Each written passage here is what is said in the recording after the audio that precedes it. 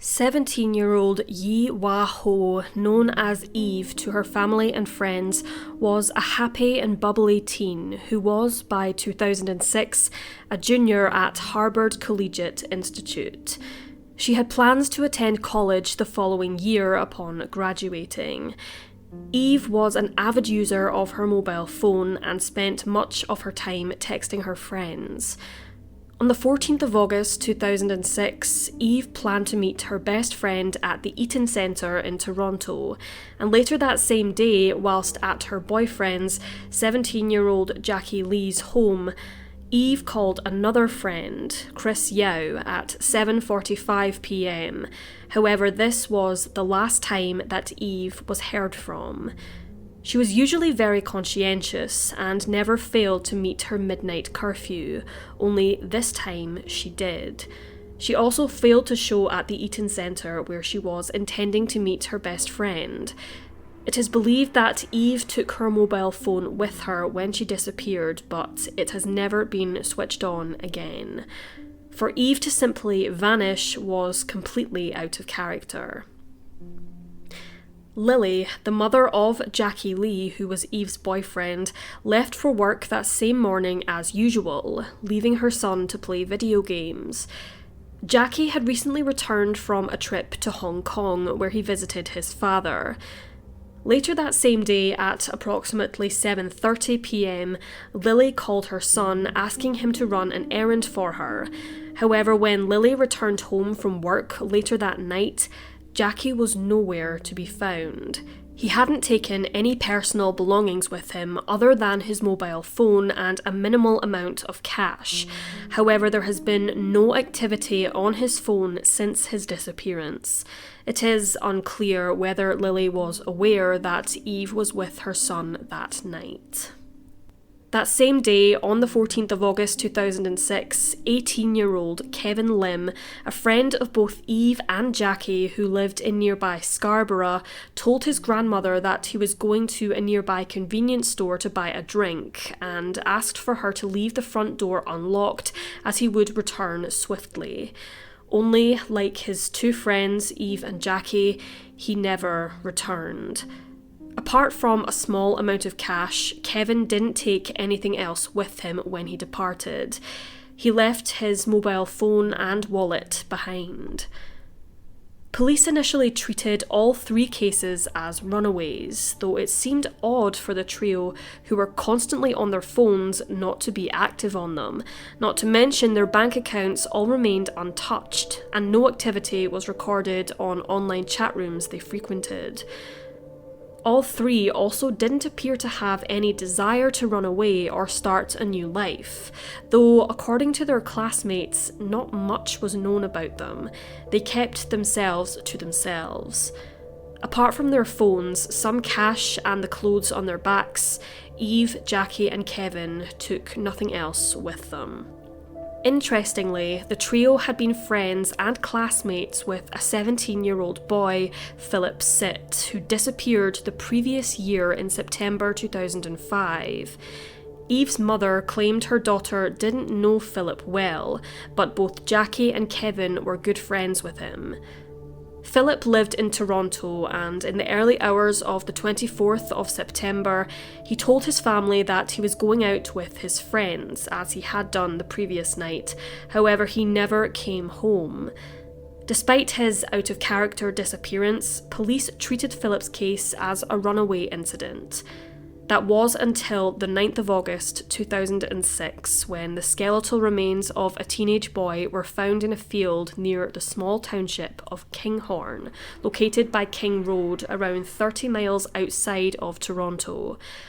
Law enforcement kept the discovery close to their chests following the grisly find, as they tried to identify John Doe and determine his cause of death. 5 days after the bones were discovered, on the 14th of August 2006, Eve Ho, Jackie Lee and Kevin Lim vanished without a trace. The identity of John Doe wasn't actually made public until 11 days later, on the 25th of August. It was 17-year-old Philip Sitt. Police also confirmed that Philip was the victim of a homicide, though they didn't elaborate any further as not to compromise their investigation. Only the killer or killers responsible knew Philip's cause of death. After police made the connection between Eve, Jackie, Kevin and Philip, they appealed for the trio to come forward, as authorities believed that they may have known something about Philip's death. Police did reiterate, however, that the three were not deemed suspects in Philip's murder. Many believe that the trio went into hiding or fled the country following the discovery of Philip Sitt's remains, though none of them owned a car, and both Jackie and Kevin left their passports at their respective homes, and Eve didn't even own a passport. Toronto police didn't know where to begin searching for the teens, and unfortunately, due to language barriers in their families, media coverage of the trio's disappearance was scarce, though the Ho, Lee and Lim families were cooperative with authorities and helped them as best they could, contributing to an outreach program led by Toronto police, which involved them publishing videos online in the hopes to raise awareness of the case. Unfortunately, their efforts to gain more leads and tips with these videos proved to be unsuccessful. The trio's computers were seized and analysed in an effort to find anything which could indicate where they had gone, and letters of Eve's were also analysed, but despite their efforts, Toronto police didn't find anything of significance. What truly happened to Eve, Jackie and Kevin remains a mystery, as does the circumstances surrounding the death of Philip Sitt.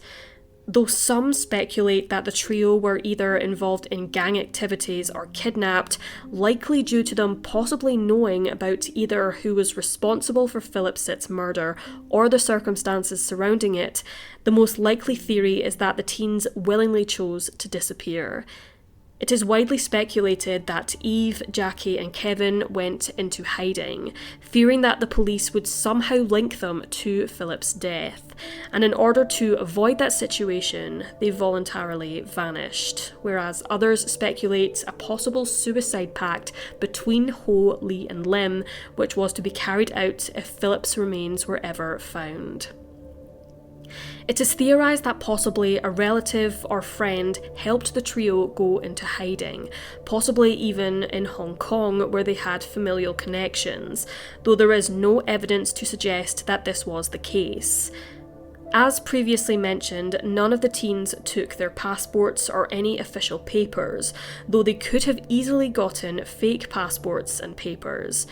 They could have even created entire new identities if they had the right contacts who knew the right people, but again, there is no evidence to support this theory.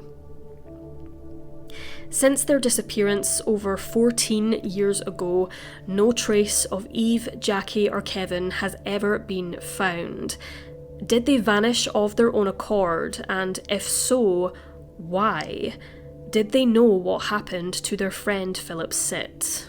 Were they involved somehow, or did the trio somehow meet with foul play? Was the discovery of Philip's remains a mere coincidence, or was it the catalyst which caused Eve, Jackie and Kevin to disappear off the face of the earth? Did they know where Philip was buried, and therefore knew that the remains found in Kinghorn belonged to him, and had no other option but to vanish to save their own skin? Or were they witnesses to Philip's death, and threatened by his killer, who told them to keep silent or face the consequences? The disappearance of Eve Ho, Jackie Lee and Kevin Lim does come across as somewhat suspicious, especially regarding the discovery of Philip Sitt's remains. However, there is absolutely no evidence to indicate that any of the trio were involved in his death. Both the murder of Philip Sitt and the disappearances of Eve Ho, Jackie Lee and Kevin Lim remain unsolved.